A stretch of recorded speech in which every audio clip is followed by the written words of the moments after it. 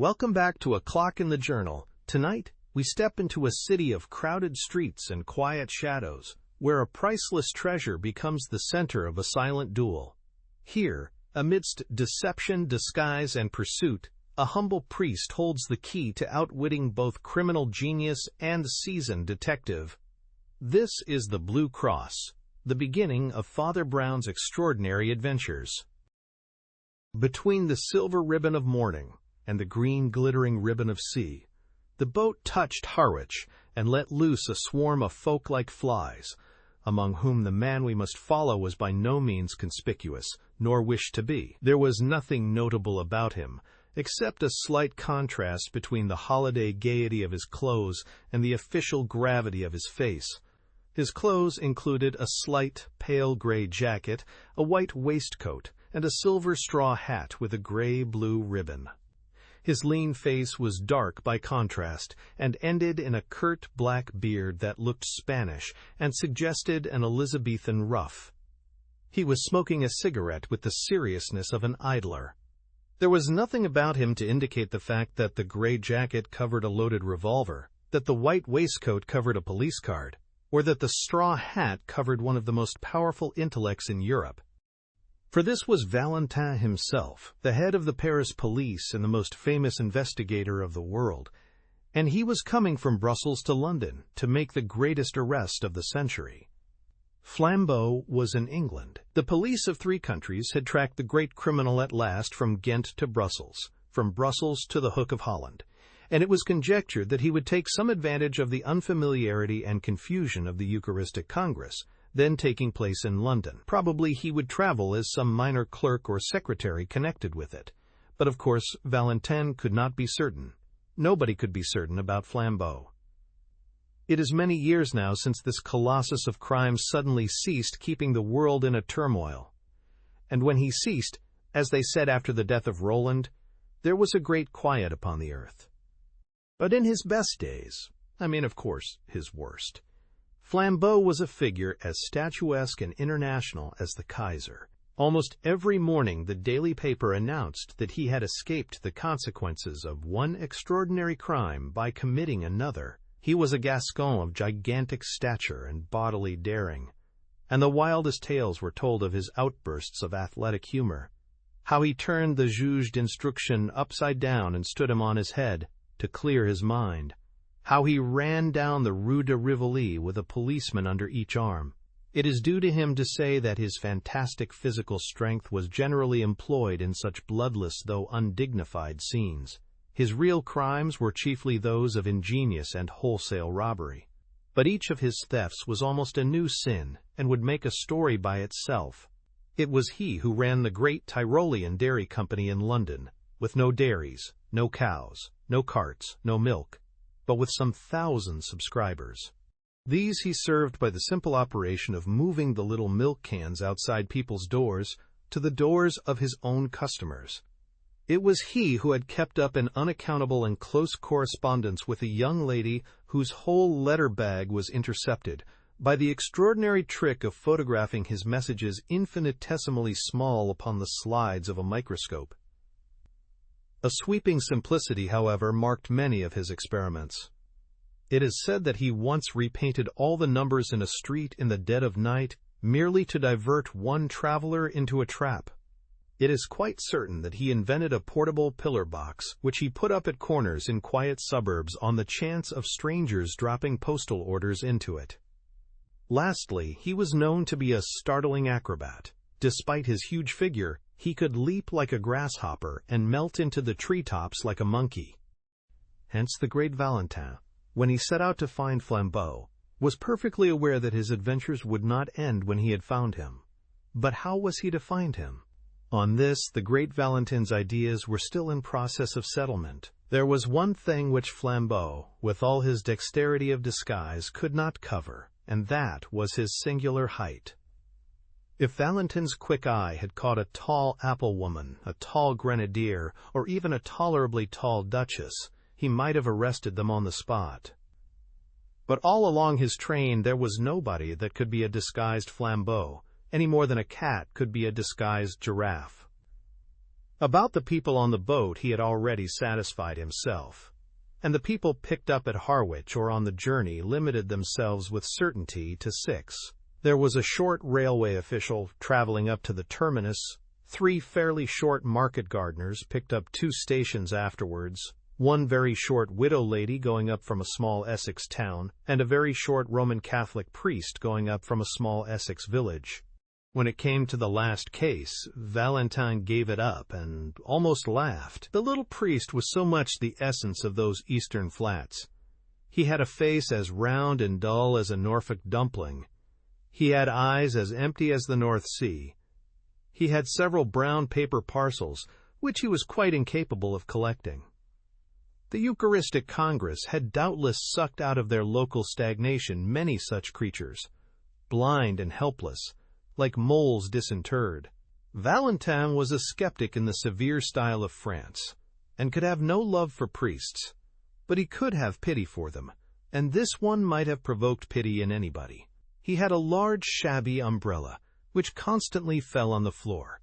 He did not seem to know which was the right end of his return ticket. He explained with a mooncalf simplicity to everybody in the carriage that he had to be careful, because he had something made of real silver with blue stones in one of his brown paper parcels. His quaint blending of Essex flatness with saintly simplicity continuously amused the Frenchman till the priest arrived, somehow, at Tottenham with all his parcels, and came back for his umbrella. When he did the last, Valentine even had the good nature to warn him not to take care of the silver by telling everybody about it. But to whomever he talked, Valentine kept his eye open for someone else. He looked out steadily for anyone, rich or poor, male or female, who was well up to 6 feet, for Flambeau was 4 inches above it.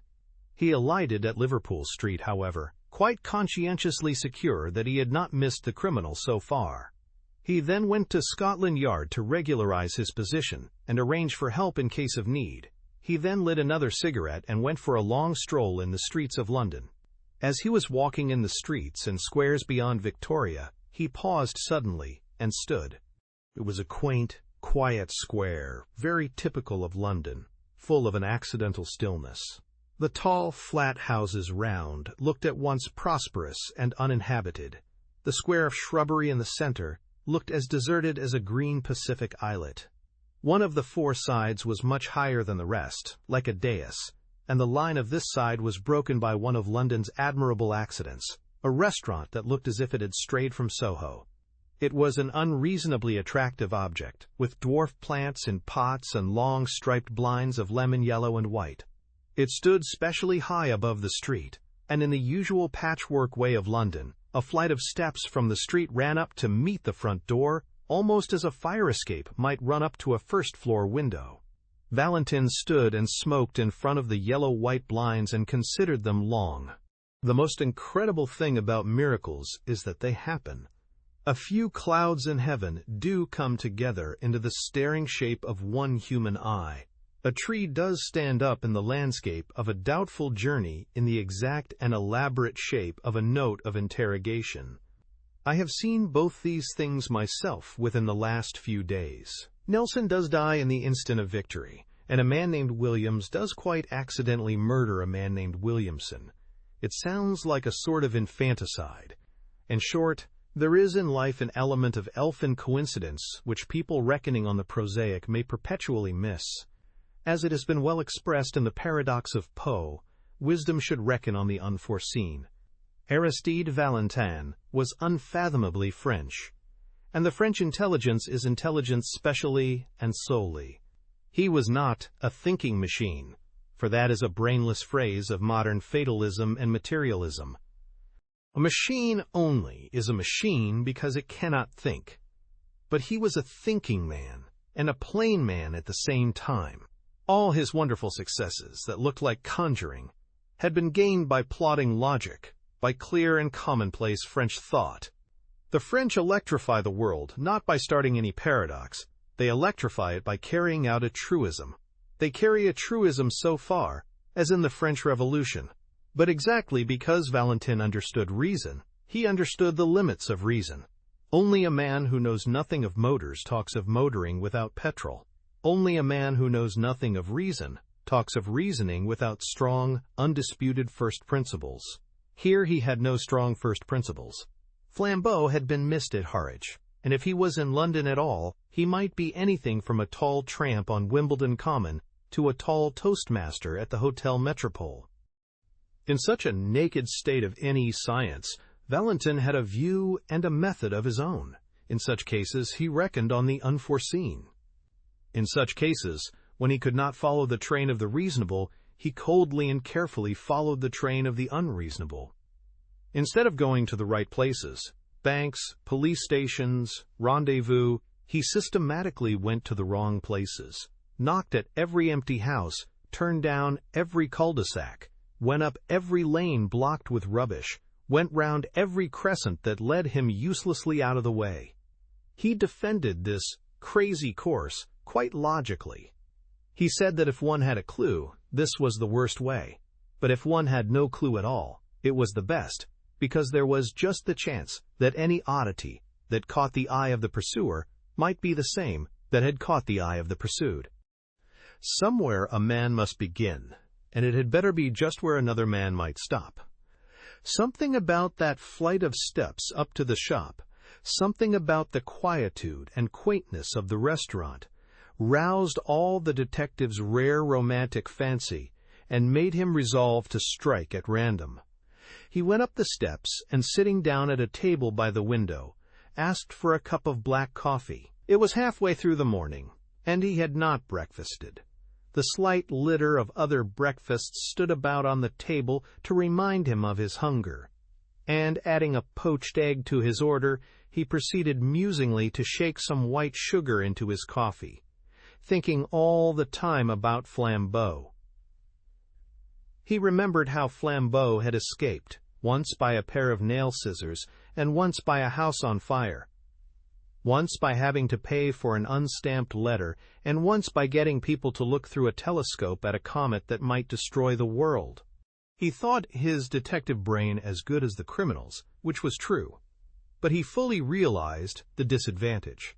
The criminal is the creative artist, the detective only the critic, he said with a sour smile, and lifted his coffee cup to his lips slowly and put it down very quickly.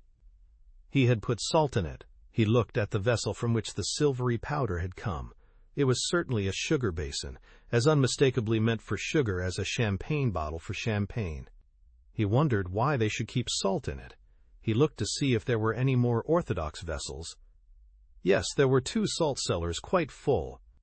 Perhaps there was some speciality in the condiment in the salt cellars.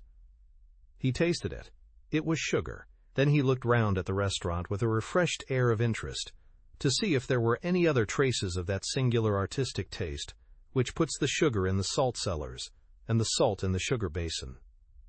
Except for an odd splash of some dark fluid on one of the white-papered walls, the whole place appeared neat, cheerful, and ordinary. He rang the bell for the waiter. When that official hurried up, fuzzy-haired and somewhat blear-eyed at that early hour, the detective, who was not without an appreciation of the simpler forms of humor, asked him to taste the sugar and see if it was up to the high reputation of the hotel. The result was that the waiter yawned suddenly and woke up. "Do you play this delicate joke on your customers every morning?" inquired Valentin. "Does changing the salt and sugar never pall on you as a jest?" The waiter, when this irony grew clearer, stammeringly assured him that the establishment had certainly no such intention. It must be a most curious mistake. He picked up the sugar basin and looked at it. He picked up the salt cellar and looked at that, his face growing more and more bewildered.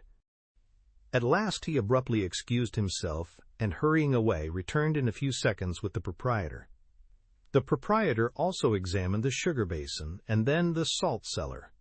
The proprietor also looked bewildered. Suddenly the waiter seemed to grow inarticulate with a rush of words. "I think," he stuttered eagerly, "I think it is those 2 clergymen." "What 2 clergymen?" "The 2 clergymen," said the waiter, "that threw soup at the wall." "Threw soup at the wall?" repeated Valentin, feeling sure this must be some singular Italian metaphor. "Yes, yes," said the attendant excitedly, and pointed at the dark splash on the white paper. "Threw it over there on the wall." Valentin looked his query at the proprietor, who came to his rescue with fuller reports. "Yes, sir," he said. "It's quite true, though I don't suppose it has anything to do with the sugar and salt. 2 clergymen came in and drank soup here very early, as soon as the shutters were taken down. They were both very quiet, respectable people. One of them paid the bill and went out. The other, who seemed a slower coach altogether, was some minutes longer getting his things together. But he went at last. Only, the instant before he stepped into the street, he deliberately picked up his cup, which he had only half emptied, and threw the soup slap on the wall. I was in the back room myself, and so was the waiter, so I could only rush out in time to find the wall splashed and the shop empty. It don't do any particular damage, but it was confounded cheek. And I tried to catch the men in the street. They were too far off, though. I only noticed they went round the next corner into Carstairs Street. The detective was on his feet, hat settled and stick in hand. He had already decided that in the universal darkness of his mind he could only follow the first odd finger that pointed, and this finger was odd enough. Paying his bill and clashing the glass doors behind him, he was soon swinging round into the other street. It was fortunate that even in such fevered moments his eye was cool and quick. Something in a shop front went by him like a mere flash, yet he went back to look at it. The shop was a popular greengrocer and fruiterer's, an array of goods set out in the open air and plainly ticketed with their names and prices. In the 2 most prominent compartments were 2 heaps, of oranges and of nuts respectively. On the heap of nuts lay a scrap of cardboard, on which was written in bold blue chalk, "Best tangerine oranges, 2 a penny." On the oranges was the equally clear and exact description, "Finest Brazil nuts, 4 DALB." Valentin looked at these 2 placards and fancied he had met this highly subtle form of humor before, and that somewhat recently. He drew the attention of the red-faced fruiterer, who was looking rather sullenly up and down the street, to this inaccuracy in his advertisements. The fruiterer said nothing, but sharply put each card into its proper place. The detective, leaning elegantly on his walking cane, continued to scrutinize the shop. At last he said, "Pray excuse my apparent irrelevance, my good sir, but I should like to ask you a question in experimental psychology and the association of ideas." The red-faced shopman regarded him with an eye of menace, but he continued gaily, swinging his cane. "Why," he pursued, "why are 2 tickets wrongly placed in a greengrocer's shop like a shovel hat that has come to London for a holiday? Or, in case I do not make myself clear, what is the mystical association which connects the idea of nuts marked as oranges with the idea of 2 clergymen, one tall and the other short?" The eyes of the tradesman stood out of his head like a snail's.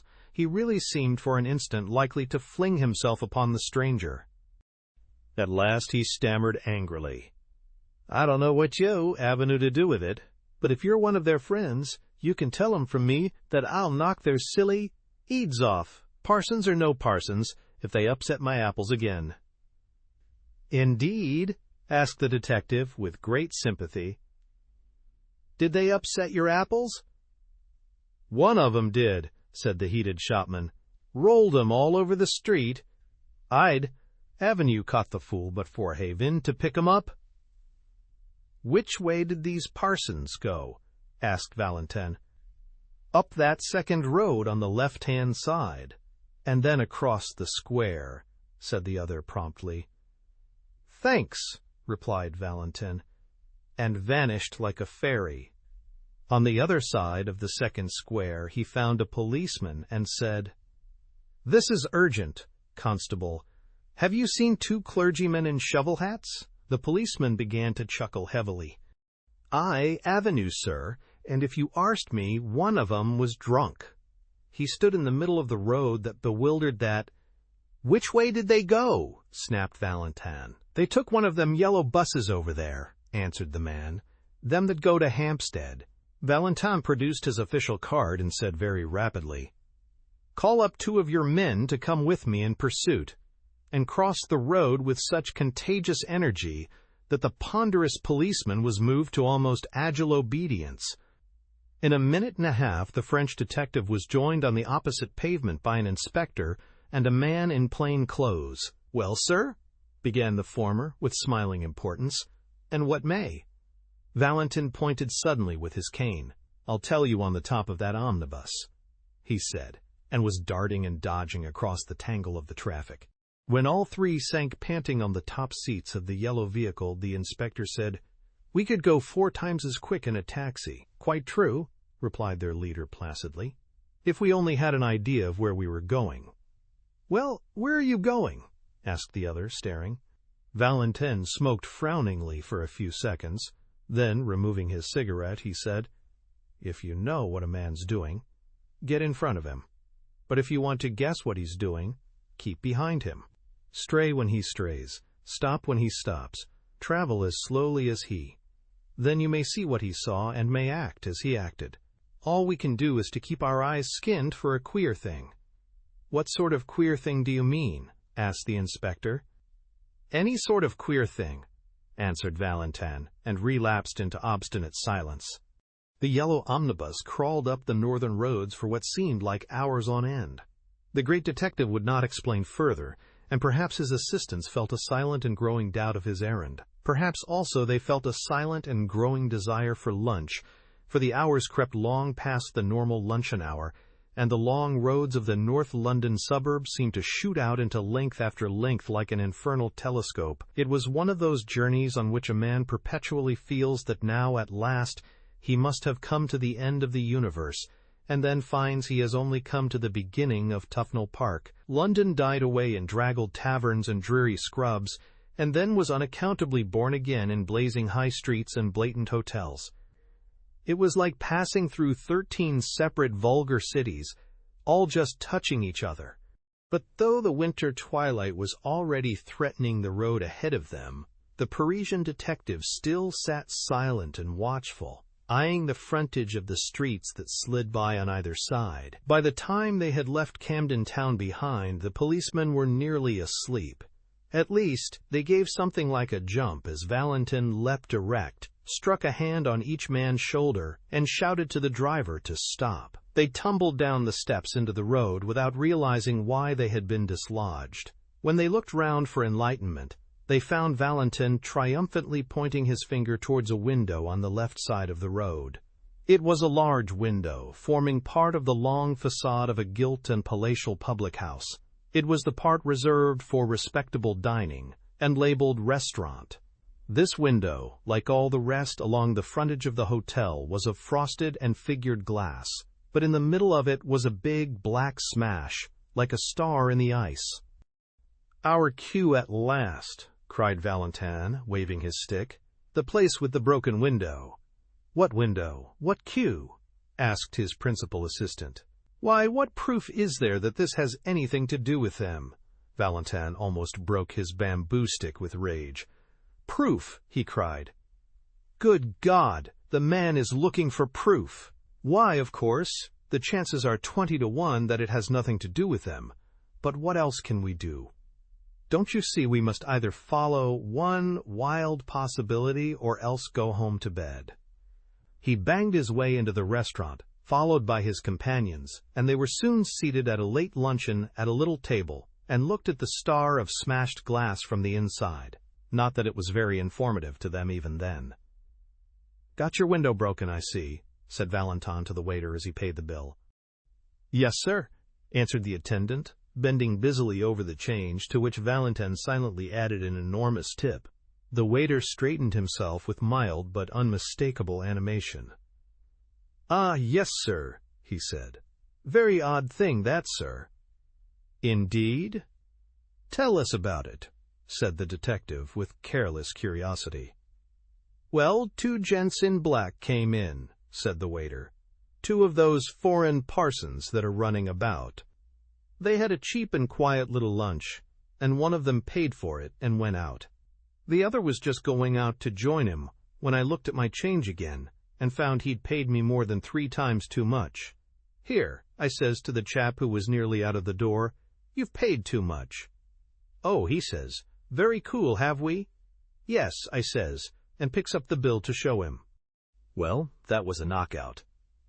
"What do you mean?" asked his interlocutor. "Well, I'd have sworn on 7 Bibles that I'd put 4s on that bill, but now I saw I'd put 14s, as plain as paint." "Well," cried Valentin, moving slowly, but with burning eyes, "and then the parson at the door," he says, all serene. "Sorry to confuse your accounts, but it'll pay for the window." "What window?" I says. "The one I'm going to break," he says, and smashed that blessed pane with his umbrella. All 3 inquirers made an exclamation, and the inspector said under his breath, "Are we after escaped lunatics?" The waiter went on with some relish for the ridiculous story. I was so knocked silly for a second, I couldn't do anything. The man marched out of the place and joined his friend just round the corner. Then they went so quick up Bullock Street that I couldn't catch them, though I ran round the bars to do it. "Bullock Street," said the detective, and shot up that thoroughfare as quickly as the strange couple he pursued.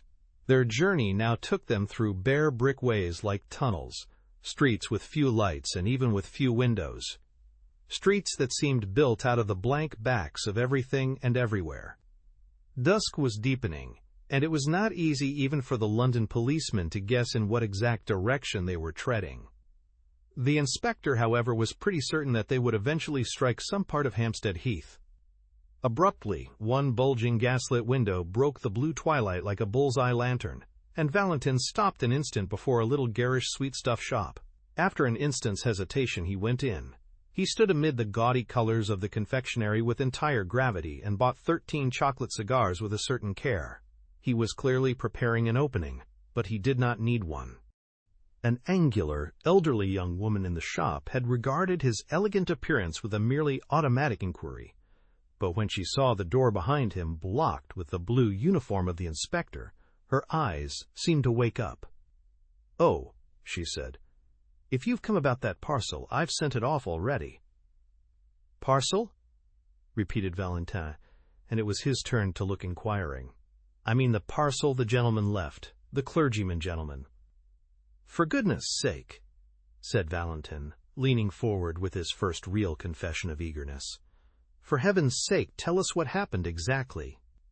"Well," said the woman a little doubtfully, "the clergyman came in about half an hour ago and bought some peppermints and talked a bit, and then went off towards the heath. But a second after, one of them runs back into the shop and says, 'Have I left a parcel?'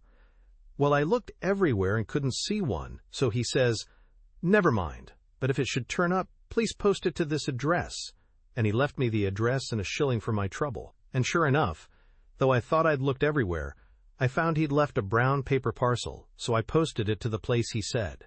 I can't remember the address now. It was somewhere in Westminster, but as the thing seemed so important, I thought perhaps the police had come about it." "So they have," said Valentin shortly. "Is Hampstead Heath near here?"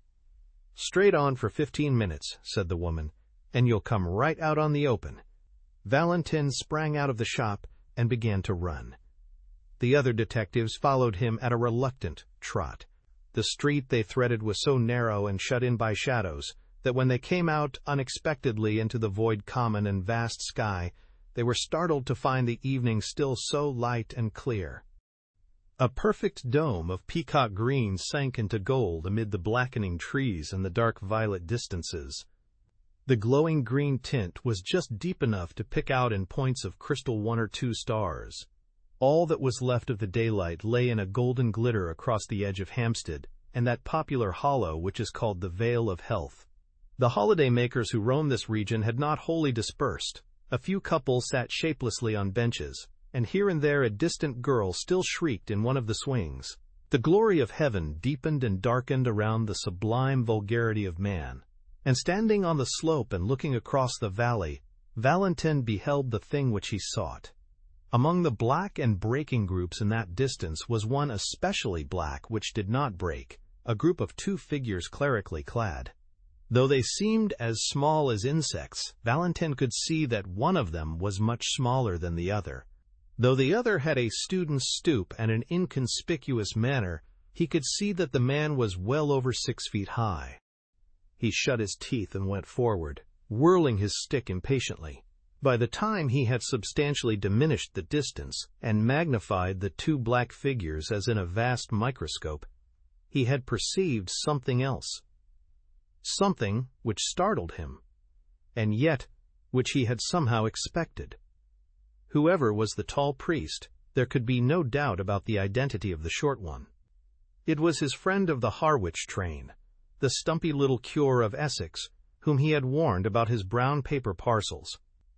Now, so far as this went, everything fitted in finally and rationally enough. Valentin had learned by his inquiries that morning that a Father Brown from Essex was bringing up a silver cross with sapphires, a relic of considerable value, to show some of the foreign priests at the Congress. This undoubtedly was the silver with blue stones, and Father Brown undoubtedly was the little greenhorn in the train. Now there was nothing wonderful about the fact that what Valentin had found out Flambeau had also found out. Flambeau found out everything. Also, there was nothing wonderful in the fact that when Flambeau heard of a sapphire cross, he should try to steal it. That was the most natural thing in all natural history. And most certainly there was nothing wonderful about the fact that Flambeau should have it all his own way, with such a silly sheep as the man with the umbrella and the parcels. He was the sort of man whom anybody could lead on a string to the North Pole. It was not surprising that an actor like Flambeau, dressed as another priest, could lead him to Hampstead Heath. So far the crime seemed clear enough, and while the detective pitied the priest for his helplessness, he almost despised Flambeau for condescending to so gullible a victim. But when Valentin thought of all that had happened in between, of all that had led him to his triumph, he racked his brains for the smallest rhyme or reason in it. What had the stealing of a blue and silver cross from a priest from Essex to do with chucking soup at wallpaper? What had it to do with calling nuts oranges, or with paying for windows first and breaking them afterwards? He had come to the end of his chase, yet somehow he had missed the middle of it. When he failed, which was seldom, he had usually grasped the clue, but nevertheless missed the criminal. Here he had grasped the criminal, but still he could not grasp the clue. The two figures that they followed were crawling like black flies across the huge green contour of a hill. They were evidently sunk in conversation, and perhaps did not notice where they were going, but they were certainly going to the wilder and more silent heights of the heath. As their pursuers gained on them, the latter had to use the undignified attitudes of the deer-stalker, to crouch behind clumps of trees and even to crawl prostrate in deep grass. By these ungainly ingenuities the hunters even came close enough to the quarry to hear the murmur of the discussion, but no word could be distinguished except the word reason, recurring frequently in a high and almost childish voice. Once over an abrupt dip of land and a dense tangle of thickets, the detectives actually lost the two figures they were following.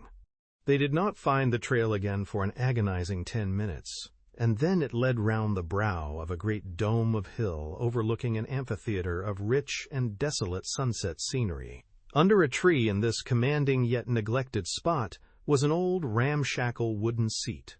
On this seat sat the two priests, still in serious speech together. The gorgeous green and gold still clung to the darkening horizon, but the dome above was turning slowly from peacock green to peacock blue, and the stars detached themselves more and more like solid jewels. Mutely motioning to his followers, Valentin contrived to creep up behind the big branching tree, and, standing there in deathly silence, heard the words of the strange priests for the first time. After he had listened for a minute and a half, he was gripped by a devilish doubt. Perhaps he had dragged the two English policemen to the wastes of a nocturnal heath on an errand no saner than seeking figs on its thistles. For the two priests were talking exactly like priests, piously, with learning and leisure, about the most aerial enigmas of theology. The little Essex priest spoke the more simply, with his round face turned to the strengthening stars. The other talked with his head bowed, as if he were not even worthy to look at them. But no more innocently clerical conversation could have been heard in any white Italian cloister or black Spanish cathedral. The first he heard was the tale of one of Father Brown's sentences, which ended, what they really meant in the Middle Ages by the heavens being incorruptible. The taller priest nodded his bowed head and said, "Ah, yes, these modern infidels appeal to their reason, but who can look at those millions of worlds and not feel that there may well be wonderful universes above us where reason is utterly unreasonable?" "No," said the other priest, "reason is always reasonable, even in the last limbo, in the lost borderland of things. I know that people charge the Church with lowering reason, but it is just the other way. Alone on earth, the Church makes reason really supreme. Alone on earth, the Church affirms that God himself is bound by reason." The other priest raised his austere face to the spangled sky and said, "Yet who knows if in that infinite universe—" "Only infinite physically," said the little priest, turning sharply in his seat, "not infinite in the sense of escaping from the laws of truth." Valentine behind his tree was tearing his fingernails with silent fury.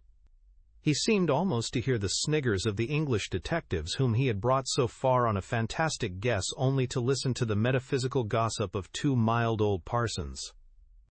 In his impatience he lost the equally elaborate answer of the tall cleric, and when he listened again it was again Father Brown who was speaking. "Reason and justice grip the remotest and the loneliest star. Look at those stars. Don't they look as if they were single diamonds and sapphires? Well, you can imagine any mad botany or geology you please. Think of forests of adamant with leaves of brilliance. Think the moon is a blue moon, a single elephantine sapphire. But don't fancy that all that frantic astronomy would make the smallest difference to the reason and justice of conduct. On plains of opal, under cliffs cut out of pearl, you would still find a notice board, 'Thou shalt not steal.'" Valentin was just in the act of rising from his rigid and crouching attitude, and creeping away as softly as might be, felled by the one great folly of his life. But something in the very silence of the tall priest made him stop until the latter spoke. When at last he did speak, he said simply, his head bowed and his hands on his knees, "Well, I think that other worlds may perhaps rise higher than our reason. The mystery of heaven is unfathomable, and I, for one, can only bow my head." Then, with brow yet bent, and without changing by the faintest shade his attitude or voice, he added, "Just hand over that sapphire cross of yours, will you? We're all alone here, and I could pull you to pieces like a straw doll." The utterly unaltered voice and attitude added a strange violence to that shocking change of speech, but the guarder of the relic only seemed to turn his head by the smallest section of the compass.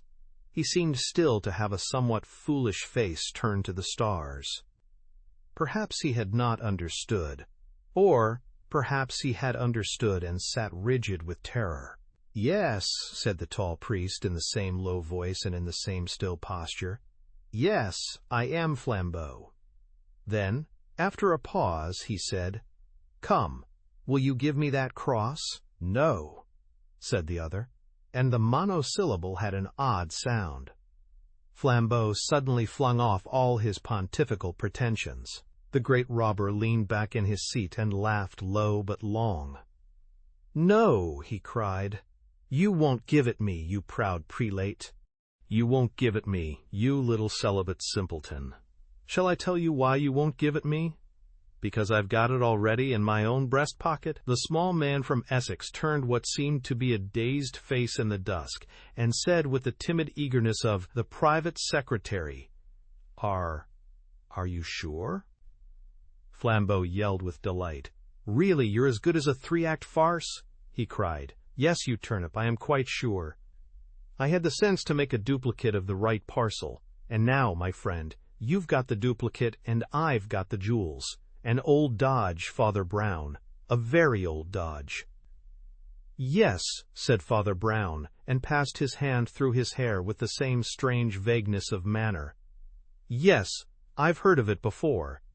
The colossus of crime leaned over to the little rustic priest with a sort of sudden interest. "You have heard of it?" he asked. "Where have you heard of it?"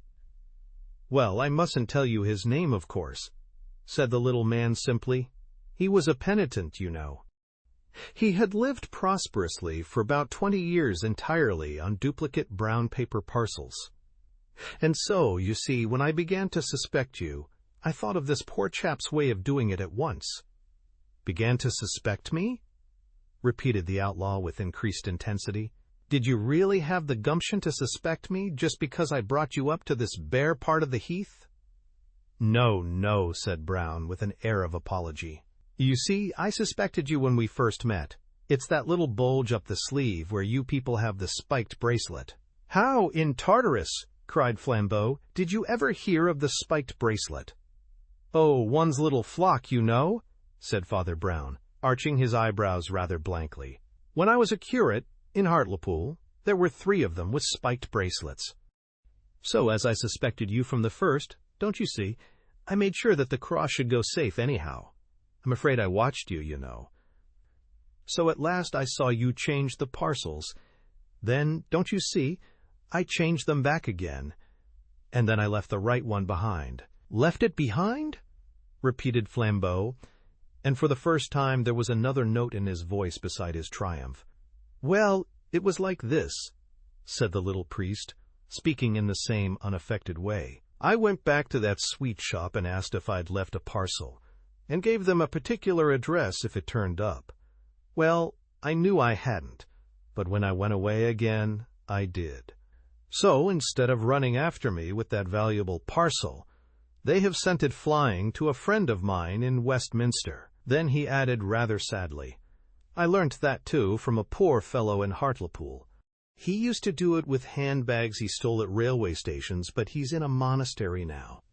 Oh, one gets to know, you know, he added, rubbing his head again with the same sort of desperate apology.